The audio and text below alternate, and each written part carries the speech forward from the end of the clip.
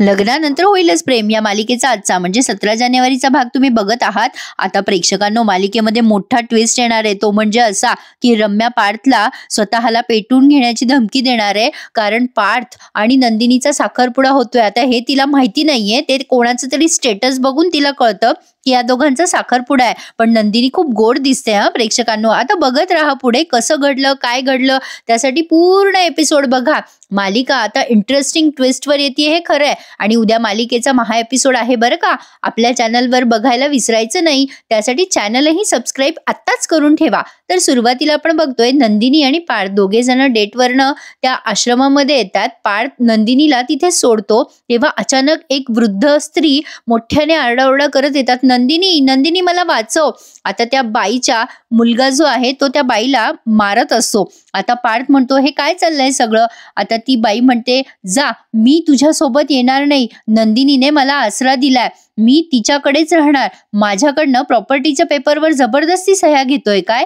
नंदिनी त्या बाईच्या मुलाला ओरडते, काय हे सगळं तमाशा, थांबा बरं, तुम्ही का त्रास देताय त्यांना, चला मागे. पण त्या वृद्ध बाईचा मुलगा त्या बाईवरती ओरडत असतो आणि त्या बाईला मारायला पुढे सरकत असतो, कारण त्याला प्रॉपर्टीच्या पेपरवर सह्या हव्यात. नंदिनी कसं बसं त्या मुलाला मागे सारते. पण आता ह्या सगळ्या तमाशामध्ये त्या बाईला त्रास होतो खूप, त्या म्हणजे वृद्ध स्त्रीला. तो मुलगा म्हणत असतो की ए म्हातारे, कशी सह्या करत नाहीस ना, बघतोच मी. पण आता नंदिनी आणि पार्थ दोघेही त्या मुलाला मागे सरकवतात. पण आता या सगळ्या धिंगाण्यामध्ये त्या आजींना येतो हार्ट अटॅक आणि आता त्या आजी अशा कोसळतात.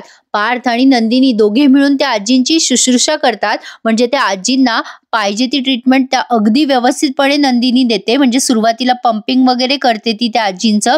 आणि अचानक आता त्या आजींची तब्येत जास्ती खालावते. तेव्हा पार्थ आणि नंदिनी दोघे मिळून त्या आजींना वाचवण्याचा प्रयत्न करताय. नंदिनीने पटकन ॲम्ब्युलन्सला कॉल केलाय आणि आता त्या आजींना अशी पंपिंग देतीये. म्हणजे हार्ट अटॅक आल्यावरती ते जे करतात ना सुरुवातीला सर्वप्रथम की रुग्णाला त्रास होऊ नये म्हणून, तर तशी सेवा नंदिनी त्या बाईंची करतीये. आता इकडे बघा, हे धनंजय आणि पार्थचे वडील दोघेही भेटलेत. आता काल त्या शनयाच्या वडिलांनी जे काही धमकवलं ते सगळा घटनाक्रम यांनी सांगितलाय पार्थच्या वडिलांना, धनंजयनी. तेव्हा ते म्हणतात तू काळजी करू नकोस. अरे सर नाराज झालेत पण ते सगळ्या गोष्टी विसरून जातील बघ. अरे त्यांचा राग न वरवरचा आहे. अरे ह्या पोरांना काय कळतं नाही, म्हणजे शनयाला जे काही वाटतंय ते काय खरंच मनापासून थोडीच असेल. जाऊ दे, सोडून दे तू हे सगळं. आपण आता मुलांचा साखरपुडा ठरवूयात, म्हणजे या सगळ्या गोष्टी मागे पडतील. आता नंदिनीच्या वडिलांनी आणि पार्थच्या वडिलांनी साखरपुडा ठरवलाय. नंदिनीचे वडील म्हणतात शेवटी सरांना फॅक्ट्स एक्सेप्ट करावेच लागणार आहेत आणि एकत्र असलो आपण दोघं तर ते काय करणार आहेत आपलं. आणि भास्कर सरांना आपण पत्रिका द्यायला जाऊ स्वतः आणि म्हणू की मुलांना आशीर्वाद द्या. असं नाही वाटत एका प्रेक्षकांनो बळजबरीचं अवसान आणलंय. असो, पण आता मानिनी ताई आल्यात आणि म्हणतात हे दोघं मित्र असे गप्पाच मारत बस. पण माझं काय म्हणणं आहे की आपण साखरपुडा इथेच करूयात का. आता नंदिनीच्या आईला ते पटलं नाहीये बहुतेक. पार्थचे वडील म्हणतात काही हरकत नाहीये, इथेच करू आपण साखरपुडा. नंदिनीची आई म्हणते मुलीच्या घरी साखरपुडा करतात ना. मग आता पार्थचे वडील म्हणतात अरे त्यात काय एवढं, माझ्या घरी करूया, आमचे मुलं मस्त डेकोरेशन करतील, तू काही नाही म्हणू नकोस. मानिनी ताई सुद्धा खूप आग्रह करतात. मग नंदिनीची आई म्हणते पण लग्न आमच्या गावी व्हायला हवं. माझा भाऊ असतो तिथे, त्याचं खूप मोठं प्रस्थ आहे. साखरपुडा तुमच्या घरी होऊ देत, लग्न मात्र छान निवांत माझ्या गावी थाटामाटात करू. मानिनी ताई म्हणतात हरकत नाहीये, डेस्टिनेशन वेडिंग आवडतंच मुलांना आजकाल. मानिनी ताई अगदी परवाचीच तारीख सांगतात साखरपुड्याची. मग धनंजय म्हणतात अरे वा, चालेल की आम्हाला, शुभस्य शीघ्रम. आता यांचं ठरलंय बरं का प्रेक्षकांनो. एकमेकांना त्यांनी मानाचं कुंकू वगैरे पण लावलंय की परवा साखरपुडा करायचा नंदिनी आणि पार्थचा. अरे देवा, आता त्या वसुआत्याने वरून बघितलंच ना, त्या वसुआत्याला बघून मीच घाबरते बाबा. घरचे किती घाबरत असतील. वसुआत्या विचार करतात माझ्या मनाला आणि मानाला तुडवून यांनी खुशाल सगळं पुढचं ठरवलेलं आहे. आणि आता वसुआत्या त्या रम्याला घेऊन त्यांच्या कुठल्या तरी फार्म हाऊसवर जाणार आहे. तिकडे नंदिनीने कसं बसं त्या आजींना म्हणजे होश शुद्धीवर आणलेलं आहे आणि आता त्या आजींना ॲम्ब्युलन्स घेऊन जाते. आता दवाखान्यात ऍडमिट करतात त्या आजींना. पण त्या आजीचा मुलगा मात्र नुसता गंमत गंमत बघत असतो बाजूला उभं राहून. असो, तर आता आजी सुखरूप आहेत. आता पार्थ ते सगळं बघतो आणि तो नंदिनीवर खूप इम्प्रेस झालेला असतो की नंदिनी सगळ्याच गोष्टी किती व्यवस्थितपणे हँडल करते. She so caring. नंदिनी पार्थला धन्यवाद म्हणते. पार्थने सुद्धा तिची खूप मदत केली ना त्या आजींची सेवा करण्यात. पार्थ एवढा इम्प्रेस झालेला असतो नंदिनीवर. तो म्हणतो की मला खूप अभिमान वाटतो तुमचा आणि आनंद या गोष्टीचा होतोय की तुम्हीच माझी बायको होणार. तुम्ही आता नंदिनी पार्थ देशमुख होणार आहात. आता असं बोलल्यानंतर नंदिनी गोड लाजते आणि पार्थ तिच्याकडे बघून स्माइल करतो आणि मालिकेचं शीर्षक गीत इथे आपल्याला ऐकवण्यात येतं. बरं, आता एवढी यांची बॉन्डिंग झाली आहे, काय तमाशा प्रेक्षकांनो या पार्थच्या बाबतीत. म्हणजे पार्थचं लग्न ठरलंय नंदिनीशी. पार्थवर प्रेम करते रम्या.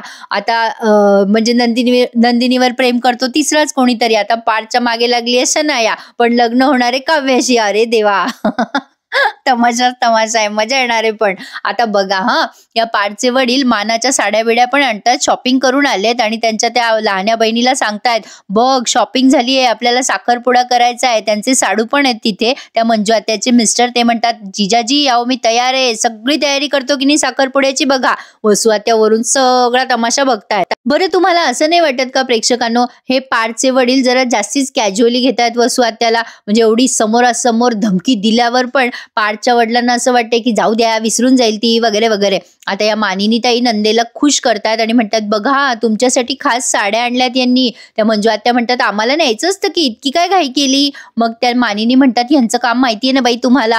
आता हे मंजू आत्याचा नवरा कसा घाबरला बघा त्या वसू आत्याला पाहून. डायलॉग न सगळे असे फॉर्मलच आहेत प्रेक्षकांनो. अगं बाई साडी किती छान आहे बघ, तुझ्यासाठी घेतली. ते पार्थचे वडील म्हणतात. असं चालू आहे. आता वसू आत्या आल्यानंतर हे पार्थचे वडील वसू आत्याला मस्का मारतात. अगं बघ बरं झालं तू आलीस. अगं ताई तुझ्यासाठी मानाची साडी घेतलीये बघ. अगं ताई लग्नाची तारीख नंतर ठरणार आहे, पण आता साखरपुडा उद्या आपल्या घरी आहे बरं.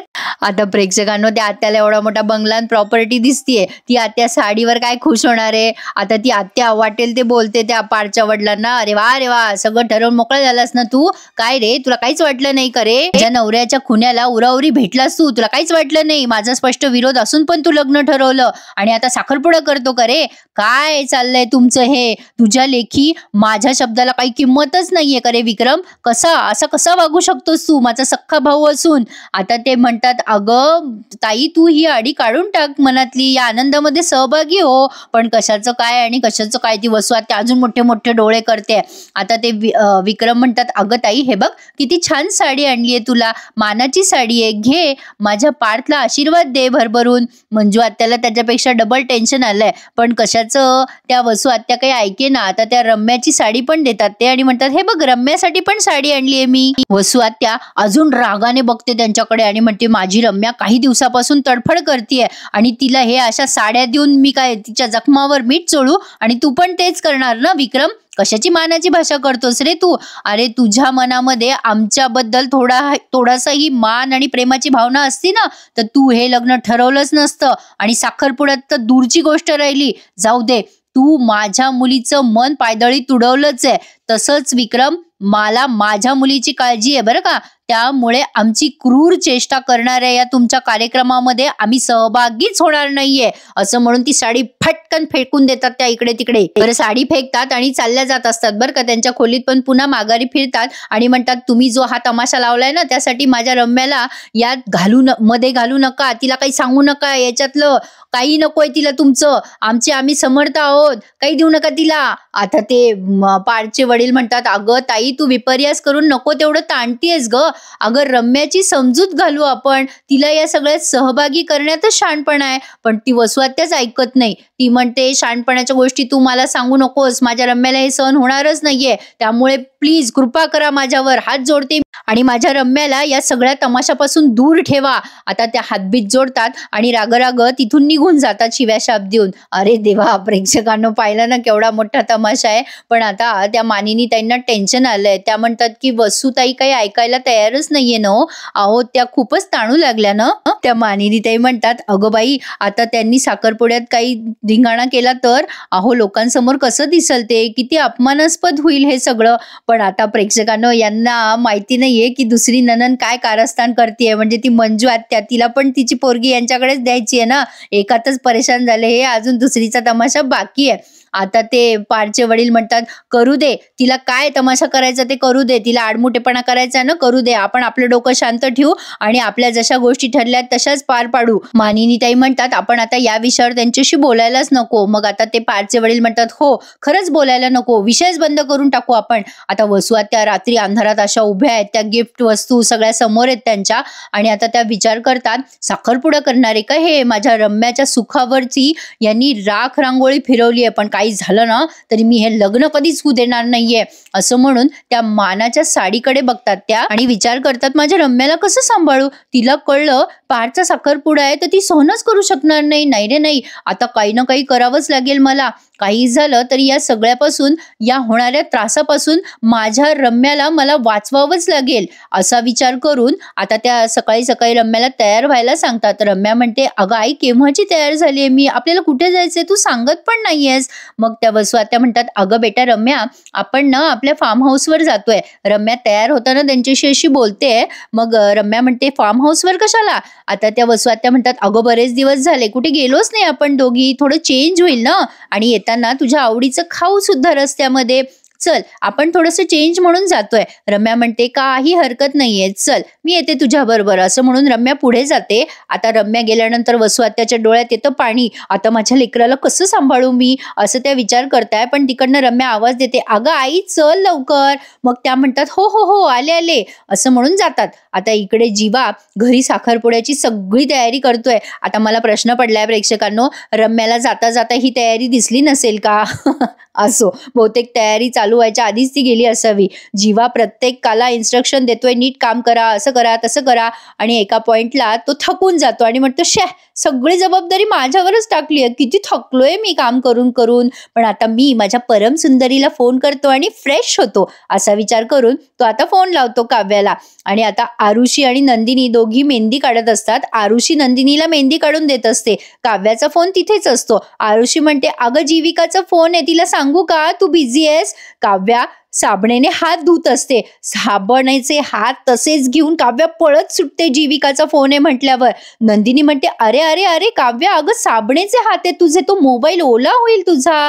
आरुषी म्हणते, एवढं काय गो, मी निरोप दिला जीविकाला तर काय बिघडणार आहे तुझं. काव्या म्हणते, अगं तसं नाही ना, काहीतरी महत्वाचं असेल मग मी उचलते ना फोन तिचा असं म्हणून ती बाजूला जाते फोन घेऊन. आरुषी आता चाहडी करते, म्हणजे मुद्दाम लहान्या बहिणी अशाच असतात ना खोडकर. आरुषी म्हणते, ताई मी सांगते तुला, ही नेहमी अशीच करते, फोन घेऊन बाजूला जाते. मला तर वाटतं जीविकाच्या नावाखाली हिच्याशी कोणीतरी मुलगाच बोलतो. आता हे सगळं जीवाने पण ऐकलंय आणि काव्या ऐकून घाबरते. नंदिनी काव्याकडे बघतच राहते आणि हा एपिसोड त्यांनी इथेच संपवला. आता प्रेक्षकांनो, उद्या आपल्या चॅनलवर नक्की या मालिकेचा महा एपिसोड ऐका. आता इथे त्यांनी एक गाणं प्ले केलंय, इथे सगळेजण नाचतायत गातायत. नंदिनी खुश आहे, पार्थकडे बघून लाजतीये आणि आता पार्थला धमकी येते या रम्याची की तू जर आता फार्म हाऊसवर आला नाहीस ना तर मी स्वतःच्या जीवाचं बरं वाईट करून घेईल. असं ऐकल्यानंतर पार्थ आता चालू साखरपुडा, म्हणजे त्याचा साखरपुडा चालू आहे पण तो तिथून निघून जातो. पण नंदिनी मात्र त्याची वाट शेवटपर्यंत बघते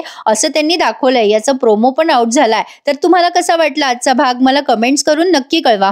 या मालिकेचा रिव्ह्यू ना मी तुम्हाला थोडासा फास्ट देते कारण तुम्हाला बोर होऊ नये ना प्रेक्षकांनो म्हणून. कारण काही काही पात्र आहेत ना आणि काही काही सीन आहेत ते विनाकारण लांबवतात, म्हणून मग तुम्हाला जास्ती बोर न होता पटकन सांगते. आवडतंय ना तुम्हाला माझं सांगणं, मग एखादा लाईक नक्की करा आणि आवर्जून माझ्या चॅनलला सबस्क्राईब करा आणि उद्याचा महा एपिसोड नक्की एन्जॉय करा. धन्यवाद.